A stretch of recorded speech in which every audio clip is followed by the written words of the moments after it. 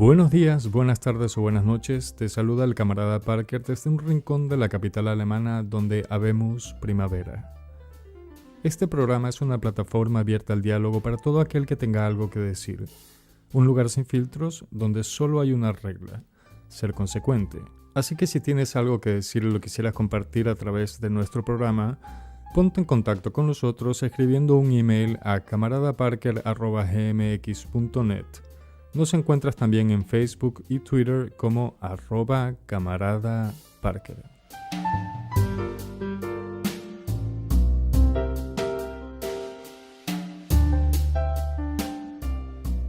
Berlín, mi jardín de infantes para adultos. Ahora que empezó la primavera, sé que te pondrás más coqueta que de costumbre. Y lo mejor de todo es que se lo contagias a tus habitantes. Y nadie rechaza tu avance fresco. O al menos eso creo yo. Lo conversaré con nuestra invitada de hoy, Diana Plaza Ortiz, escritora, arquitecta y apasionada de la fotografía. Diana, bienvenida. Gracias por la invitación. Siéntate como en casa. Empezamos. Diana, llévanos a Madrid 1981. Bueno, pues yo nací y crecí en un barrio de Madrid que es de estos barrios que se desarrollaron en la mitad del siglo XX, sobre todo a partir de la migración de la población rural a las ciudades. Entonces era un barrio que parecía un poco un pueblo, ¿no? Porque la gente que venía de los pueblos y también, tiene ese origen, ¿no? Entonces, bueno, yo soy una chica de barrio en ese sentido. ¿Cómo se llama el barrio? Es el barrio Hortaleza, en Madrid. Hortaleza. Uh-huh. Ok. ¿Hasta qué edad te quedaste en Madrid? Bueno, yo he vivido toda mi vida en Madrid, menos un año que viví en París y después hasta que me mudé a Berlín hace ya 7 años. Y llegaremos a eso. Pero antes, eres arquitecta. Uh-huh. ¿Qué te llevó a decidirte por la arquitectura? Bueno, en el momento en que elegí arquitectura como estudios y como profesión para el futuro, yo era una persona que me interesaban muchas cosas, ¿no? Arquitectura para mí representaba en ese momento la unión de esa parte más técnica, más científica, científica en cuanto a lo técnico, con la parte creativa, la parte del arte, etc. Entonces, para mí era como una buena opción a la que dedicarme, en ese sentido, porque yo soy una persona que tiene como esa ambivalencia. ¿Y estudiar arquitectura fue por influencia de alguien o fue algo personal? Fue algo personal. Realmente yo no vengo de una familia de arquitectos. En ese momento veía como que esa opción se adecuaba a mis intereses, pero no fue algo que vino de fuera ni incluso vocacional de toda la vida. Fue algo más en ese momento y a partir de ese momento desarrollar esa faceta mía de arquitecta. ¿Cómo ves a Berlín desde los ojos de una arquitecta? Bueno, Berlín es una ciudad muy heterogénea desde el punto de vista de la arquitectura, que diría que se traduce también en su sociedad. Al final, la arquitectura de una ciudad y el urbanismo, porque la arquitectura también incluye el urbanismo, influye definitivamente en el carácter de la gente que vive ahí.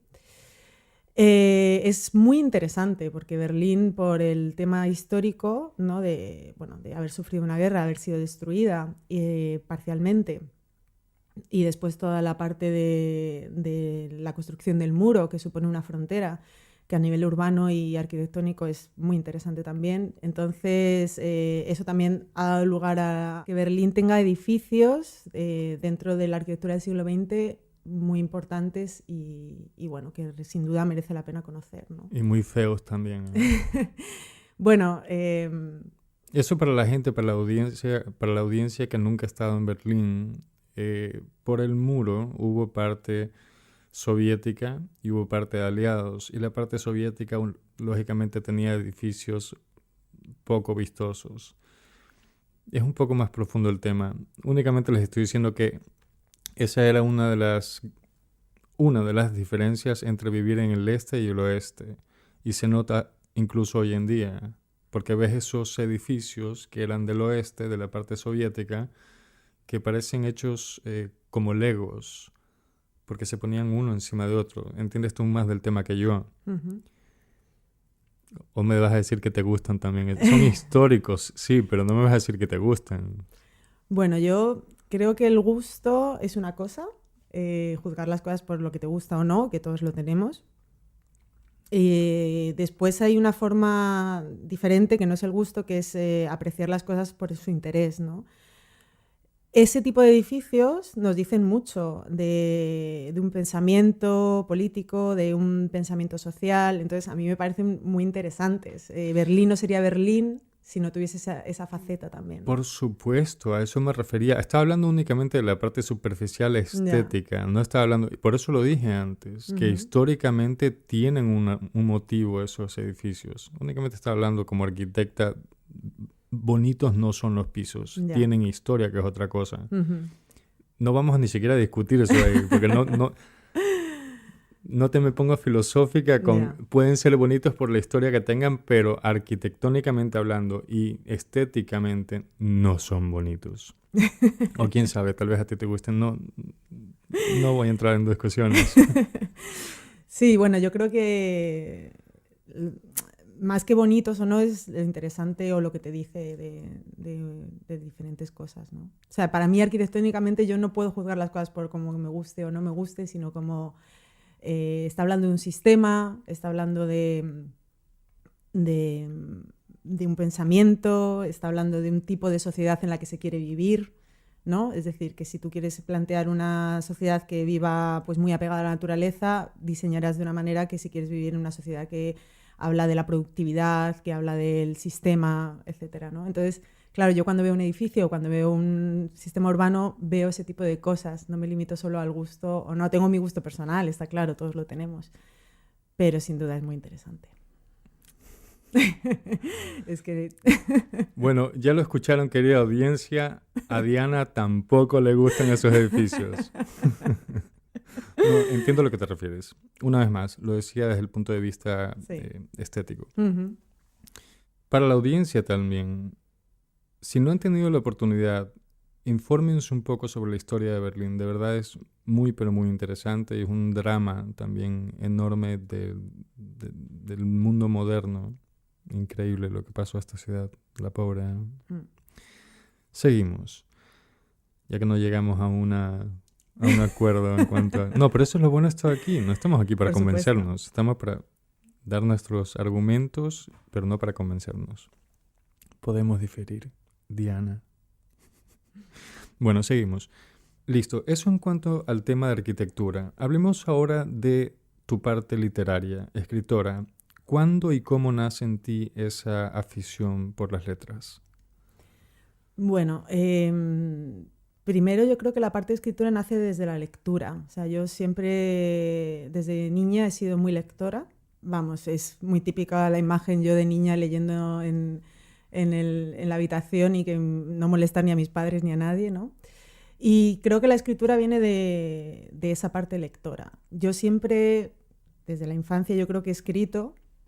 De hecho, tengo como esos recuerdos. Sí que es cierto que con la parte, cuando estudié arquitectura, me absorbió muchísimo el tema de los estudios y aparte me introduje mucho en el lenguaje visual de la arquitectura. Ahí paré de escribir durante un tiempo, pero la escritura siempre ha venido conmigo. O sea, de alguna manera siempre la he llevado inherente a mis actividades o a las cosas que me interesaban. O sea que ya desde niña empezaste a escribir también. Sí, sí, sí. De hecho, tengo un recuerdo. Recuerdo como mi primera historia, escribirla como, esto lo he pensado más adelante, ¿no? Pero escribirla como en folios, en A4, doblados, y más adelante, ahora, ya que soy adulta, me doy cuenta de que para mí estaba escribiendo un libro en el sentido de que estaba emulando el formato de un libro, ¿no? Este formato pequeño, etcétera. Tengo como ese recuerdo. Entonces sí, siempre he escrito. Ha habido veces, perdón, con más intensidad. Otras, como te decía, lo he dejado durante un tiempo, pero es algo como que siempre ha venido conmigo. Es la escritura y la lectura. ¿Y tienes todavía algo de eso que escribiste, esas hojas o folios, Yo me imagino que estará por ahí. Todavía no lo he buscado, pero en casa de tus padres? seguramente. Ay, sería una maravilla encontrarlos, ¿no? Sí, tengo que hacer algún día esa labor arqueológica buscarme a mí misma de tus propios pequeña. tesoros. Exacto. Y si lo haces, avisa, ¿eh? Por supuesto. Hacemos una nota sobre eso.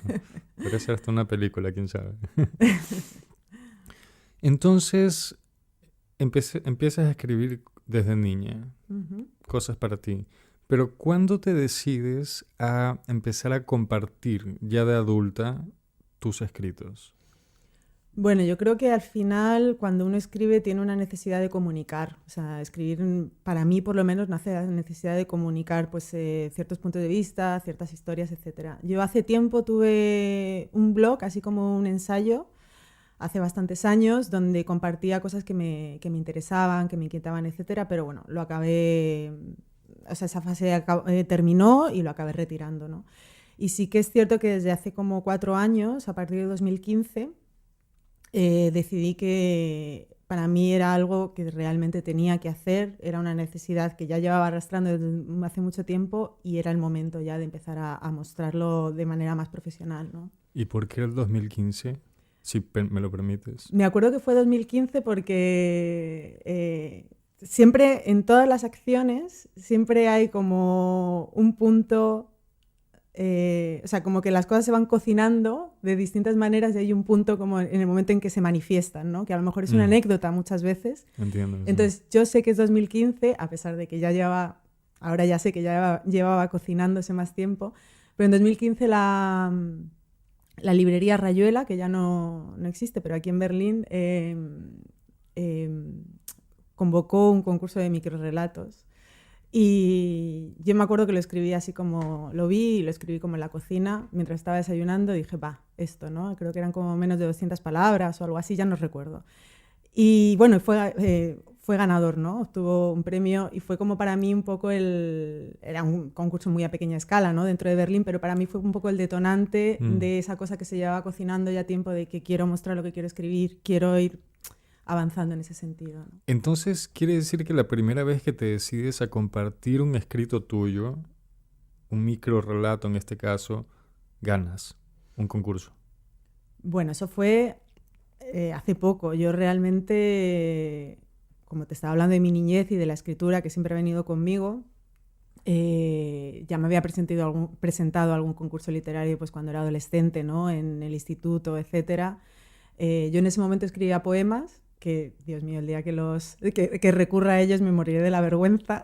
O de diabetes, de lo cursi que son. O algo así, pero yo también recuerdo de haber ganado algún concurso literario, pero en el instituto también muy pequeña escala, etc. Es decir, como que la escritura de alguna manera siempre ha sido un recurrente para mí en toda mi vida, en ese sentido, ¿no? O sea que siempre hubo esa intención de compartir. Porque hay gente que escribe y se lo queda para sí mismo y es legítimo también. Por supuesto. No, para mí la verdad es que la escritura tiene algo de comunicar, o sea, de comunicar, y para eso tiene que haber un interlocutor. Claro. Muy bien. Diana, hoy nos traes algo que es lo más reciente que has hecho, que se llama Fractura Transversal. Cuéntanos un poco de ello. Bueno, Fractura Transversal es un proyecto literario que estoy publicando en internet ahora mismo. Nace a raíz de un viaje que he realizado por varios países de Sudamérica y es una colección de crónicas, de reflexiones, de episodios de ficción y de imágenes que he ido escribiendo y fotografiando a raíz de este viaje. Y el combinar letras con gráficos, en este caso tus fotos, ¿de dónde sale la idea? ¿Por qué lo haces? Bueno, Fractura Transversal es una colección de historias, en definitiva, tanto historias como escritas como visuales. Para mí la introducción de la fotografía en este proyecto es una manera paralela de contar historias. Yo también vengo del campo de la comunicación visual, ¿no? Por mis estudios de arquitectura. Entonces, para mí formar el lenguaje visual y el escrito son dos formas de expresarme y de comunicar las cosas que quiero contar. Ok. No, lo pregunto también porque hay ciertas personas que prefieren no meter nada de gráfico para dejar justamente que la imaginación asuma todos los roles. Sí, la verdad es que yo también, en el sentido de que las imágenes y las historias no están relacionadas directamente. Es decir, ninguna de las imágenes que acompaña a la historia está dando la imagen, o sea, no está proporcionando ninguna de las imágenes que se cuentan en la historia. Lo que quiero decir es que para mí la literatura tiene que tener sus propias imágenes, es decir, escribes y recreas a la situación, recreas el paisaje o bueno, lo que conlleve en ese momento, introduces al lector en ese universo que está contando esa historia. Poner una fotografía o acompañarlo de una fotografía que ilustre lo mismo que estás contando, para mí no tiene sentido porque sería redundante.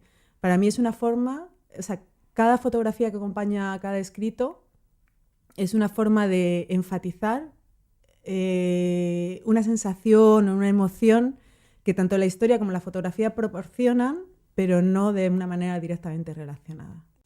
Ambas cosas son tuyas. Es tu fotografía y son tus escritos. Todo lo que hay en Fractura Transversal, absolutamente todo, viene de mi propia producción. Listo. Con esto llegamos a la pausa musical. En el segundo segmento retomaremos el tema de Fractura Transversal. A la audiencia los dejamos con el tema The Deal de Among Suspects. Disfruten.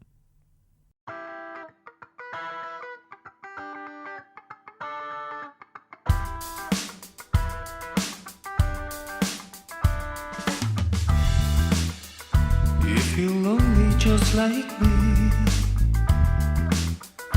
then I'll offer you a deal. Let's play together tonight. We'll fool around with each other. Tomorrow will be different, you know. We'll look around something better. Don't be afraid.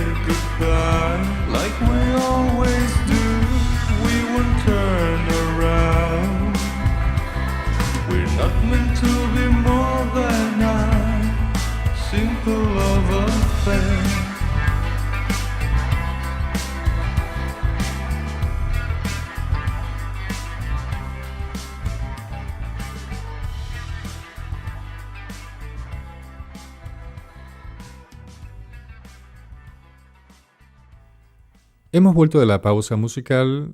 Lo que escucharon fue The Deal de Among Suspects. Estamos aquí con Diana Plaza Ortiz, quien nos trae su obra más reciente, Fractura Transversal. Quería preguntarte, Diana, ¿por qué Fractura Transversal?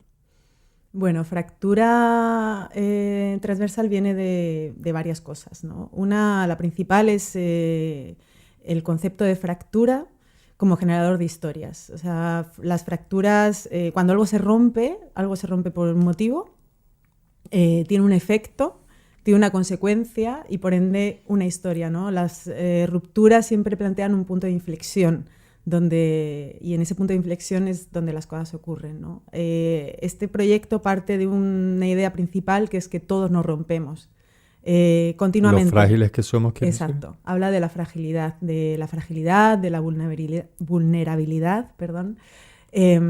Habla de que todo a nuestro alrededor, tanto lo vivo o lo humano, como lo inerte, el paisaje, se rompe continuamente, es algo que no podemos evitar y que constantemente nos adaptamos a esas rupturas y de cómo sobrevivimos a ellas, ¿no? Entonces, algo interesante es que la fractura es un concepto universal, es decir, todos nos rompemos por todos lados. Este proyecto está basado en un viaje y ese viaje representa también una ruptura con tu cotidianidad o con nuestra cotidianidad, donde de repente pues rompes, sales fuera y empiezas a ver las historias que tú mismo también, que se rompen, las historias que se rompen, donde uno mismo puede ver la fragilidad también propia de esas historias, ¿no? Es decir, que el proyecto es de cierta manera una sanación.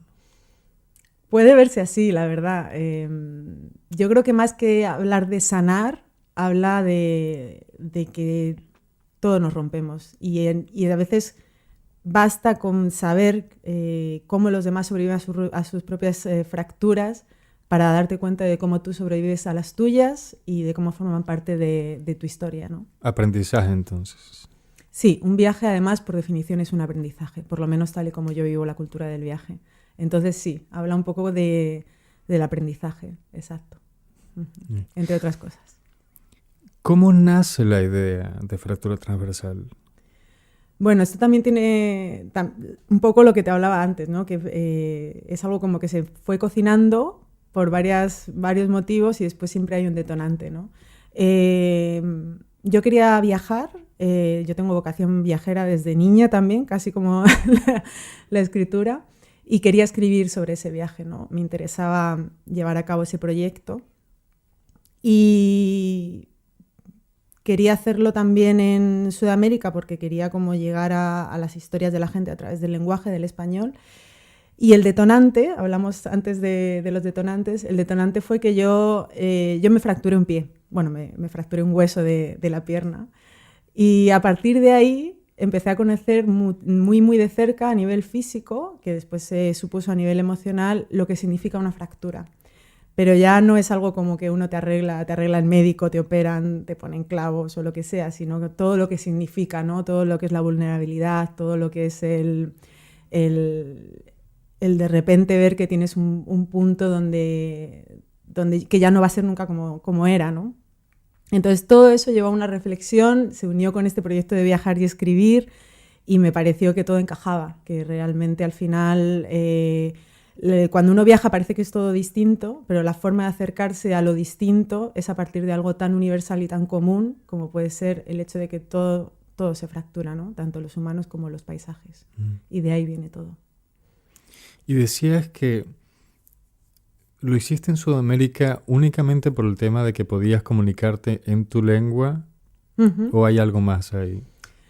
Bueno, había una inquietud personal, estaba claro que para mí... ¿Nunca habías estado en Sudamérica antes? No, el único lugar de habla hispana donde había estado era Cuba, anteriormente, pero bueno, hay una inquietud cultural principal porque igual que he leído autores españoles, he leído autores latinoamericanos que escribían en español, ¿no? Entonces, en ese sentido, siempre ha habido el paisaje o la cultura que me ha llegado a través de esos libros, ¿no? Siempre para mí ha sido como algo familiar, o sea, como cercano pero lejano a la vez, ¿no? Entonces había una inquietud personal. Pero después, a nivel literario, para mí era importante contactar. Yo he viajado por otros lugares, ¿no? He viajado por el sudeste asiático, he viajado por Europa, en África también tuve la oportunidad de estar una vez, pero hay algo en el lenguaje que realmente te ayuda a acercarte a las culturas. O sea, la relación que yo puedo, o la conversación que puedo tener con algunos de los personajes de este proyecto, que son reales, ¿no? ha sido a través del lenguaje, a través de entendernos. He podido conocer su historia a partir de la comunicación, ¿no? Entonces, había esa inquietud personal, había el utilizar el español como manera de acercarme a los personajes de las historias que quería contar. Y después también tiene como algo de circularidad este proyecto porque se ha ido formando, a la vez que se ha ido escribiendo, lo iba presentando por distintas ciudades por las que he pasado, ¿no? Entonces, acompañados de otros escritores latinoamericanos. Entonces, eso me ha permitido también, el hecho de hablar el español me ha permitido acercar mis historias a la gente de los lugares por los que iba pasando, ¿no? In situ. Muy Exacto. Bien. Sí, ha sido como, en ese sentido tiene algo como muy orgánico de ir creándose e ir presentándose. Yo he leído en Manizales, en Colombia, en Lima, Perú, en Buenos Aires, me parece. En Buenos Aires también leí, en Bolivia tuve la oportunidad de leer en La Paz, en Santa Cruz, en Chile también leí, en Valparaíso, en Santiago. Claro, hay un orden cronológico al final, ¿no? En tu viaje, no en el proyecto literario, pero en mi viaje.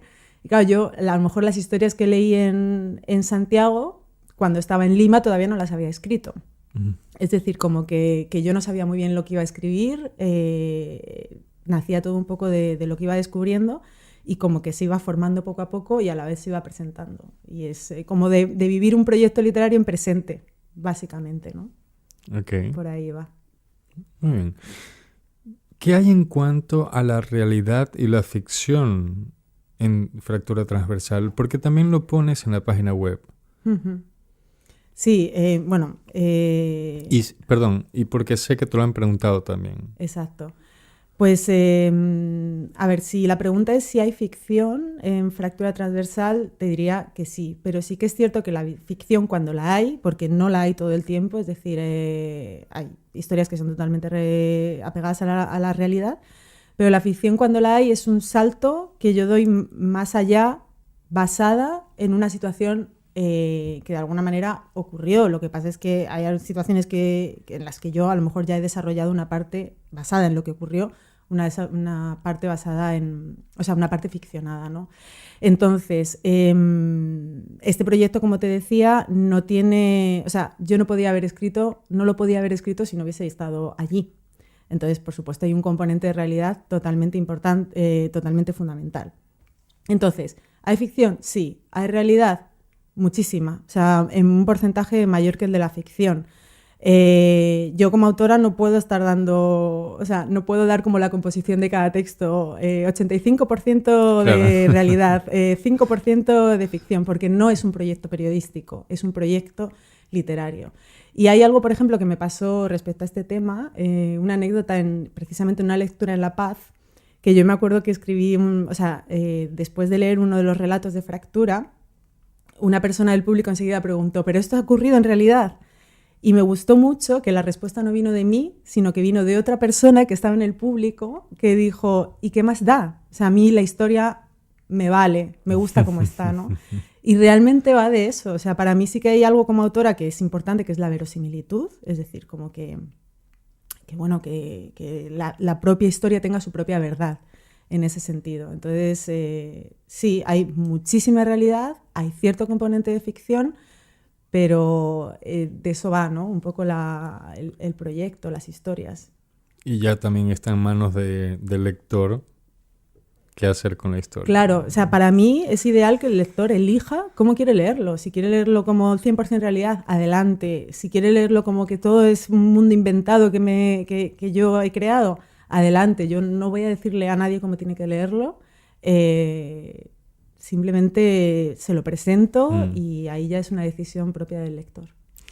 ¿Quién fue que dijo esta frase con respecto a el artista cuando ya publica su obra deja de pertenecerle? Uh-huh. ¿Quién dijo eso? La verdad es que no lo sé. Hablando de interpretación, por supuesto, ¿no? Uh-huh. No lo sé, pero a mí me parece que es lo mejor. A mí hay algo que me gusta de las cosas que escribo, que son las reacciones que provocan, que en la mayoría de los casos para nada eran como... yo no las tenía previstas. Y me parece que es algo que como escritor te realiza de alguna manera. Hay una cosa que tú tienes el control sobre lo que escribes en el momento en que lo estás escribiendo, pero después lo dejas ahí y a cada uno le llega de una manera distinta porque cada uno lo percibe Correcto, de sí. una manera diferente, cada uno tenemos unas sensibilidades diferentes y está ahí, o sea, intentar controlar eso o intentar como que la gente piense exactamente lo que tú estabas diciendo, me parece muy ambicioso y además me parece muy árido, o sea, como que realmente no tiene mucho interés en el fondo. Muy calculador, tal vez. Sí, probablemente calculador o... No sé, para mí el interés no está en cómo... Para mí el interés está en comunicarte una historia, en comunicarte una emoción, tal y como yo puedo hacerlo, ¿no? Está en mis medios, en mi lenguaje, en mi capacidad como escritora. Cómo tú la percibas o cómo a ti te afecte, cómo a ti te llegue, es algo que no está bajo mi control y que tampoco aspiro a ello, ¿no? O sea, me parece que al final cada uno tiene que elegir un poco cómo le influyen las cosas que lee, las cosas que ve, que escucha. Es un poco, afortunadamente, la libertad que tenemos de disfrutar las manifestaciones artísticas a las que tenemos acceso, ¿no? Muy, muy de acuerdo contigo. Diana, estamos llegando al final del podcast, pero antes de terminar quería preguntarte, ¿Fractura Transversal lo veremos como libro o se quedará en internet? No, la idea es hacer un libro. O sea, para mí tiene mucho naturaleza de novela o libro por entregas, ¿no? Esta cosa de ir dando capítulo a capítulo. También tenía esa vocación, como te he dicho, de ir presentándose a la vez que se iba escribiendo. Entonces la idea para mí sería como en el momento en que esté terminado, porque aún sigo publicando historias, voy a seguir publicando durante un tiempo, todas vienen del viaje, simplemente que tengo que terminar de escribirlas y publicarlas, hacer un libro de ello, un libro en papel y bueno, que se quede así como ese testimonio, ¿no? de este viaje y de estas historias. Bueno, hemos llegado entonces al final del podcast. Últimas palabras. Bueno, pues animar a todo el mundo a que siga el blog, que se llama fracturatransversal.com. Lo pondré en la descripción también. Y bueno, ya que me das la oportunidad, me gustaría agradecer a la gente que lo ha ido siguiendo durante este viaje, que ha ido disfrutando de mi viaje, de estas historias que iba escribiendo. Y también a toda la gente que me he ido encontrando en este viaje, al otro lado del Atlántico, en Sudamérica, porque muchos de ellos son personajes de estas historias y si no lo son, han ayudado a que yo pueda disfrutar de este recorrido, lo han hecho posible en muchos casos y la verdad es que tengo mucho que agradecer en ese sentido a toda la gente que me ha encontrado por el camino, así que bueno, también ya que me das la oportunidad aprovecho esta plataforma para mandar este agradecimiento y este ánimo de que todo el mundo siga el blog, que todavía quedan historias por contar. Perfecto, fueron las últimas palabras de Diana Plaza Ortiz. Diana, muchísimas gracias por aceptar la invitación al podcast, por haber participado. Te extiendo una invitación abierta para cuando quieras pasarte por aquí. Y a nuestra audiencia, muchas gracias por su atención. Será hasta una próxima ocasión. Buenos días, buenas tardes o buenas noches. Chao.